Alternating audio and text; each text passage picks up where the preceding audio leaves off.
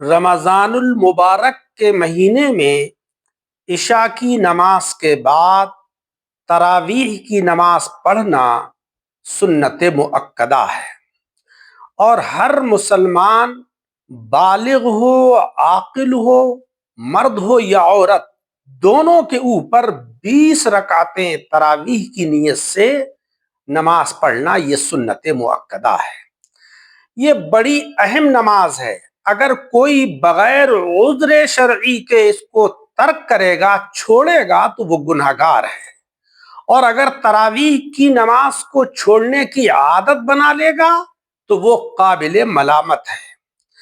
یہ جو ہوتا ہے کہ جب تک قرآن عظیم ہو رہا ہے تب تک تو لوگ بڑے انہماک کے ساتھ تراویح کی نماز پڑھتے ہیں، اور جب قرآن عظیم پورا ہو جاتا ہے تو پھر نماز پڑھنا چھوڑ دیتے ہیں۔ نہیں، یہ غلط ہے۔ پورے رمضان المبارک کے مہینے میں تراویح کی نماز پڑھنا 20 رکعتیں یہ سنت مؤکدہ ہے۔ حضور صلی اللہ علیہ وسلم نے 2 دن حضرات صحابہ رضی اللہ تعالی عنہم کو تراویح کی نماز جماعت سے پڑھائی۔ حضرات صحابہ رضی اللہ تعالی عنہم کا بڑا اس میں انہماک ہوا۔ مسجد نبوی شریف جو ہے وہ نمازیوں سے بھر گئی۔ پیارے آقا صلی اللہ علیہ وسلم کو یہ اندیشہ ہوا کہ اللہ تبارک و تعالیٰ کی طرف سے یہ نماز میری امت پر فرض نہ ہو جائے، جس سے کہ ان کو یہ شاق ہو، اس لیے 2 دن کے بعد یعنی تیسرے دن اس نماز کی جماعت کو بند کر دیا تھا۔ لیکن فردن حضرات صحابہ رضی اللہ تعالی عنہم تراویح کی نماز کو پڑھتے رہے۔ حضرت عمر فاروق اعظم رضی اللہ تعالی عنہ کے دور مبارک میں پھر اس نماز کو جماعت کے ساتھ شروع کیا گیا، اور 20 رکعتیں تراویح کی شروع کی گئیں۔ اللہ تبارک و تعالیٰ کے فضل و کرم سے جب سے آج تک جو ہے وہ تراویح کی نماز کا سلسلہ قائم ہے، تو یہ حضرات خلفائے راشدین کی بھی سنت ہے، حضرات صحابہ رضی اللہ تعالی عنہم کا اس پر اجماع ہو چکا ہے، حضرات ائمہ مجتہدین نے اس کو پڑھا اور اس پر جو ہے وہ قائم رہے۔ ائمہ کرام، علماء عظام، حضرات صوفیاء کرام سب نے 20 رکعتیں تراویح کی نماز پڑھی ہے، اور اس کو بڑا پسند کیا ہے، آج بھی پسند کیا جاتا ہے۔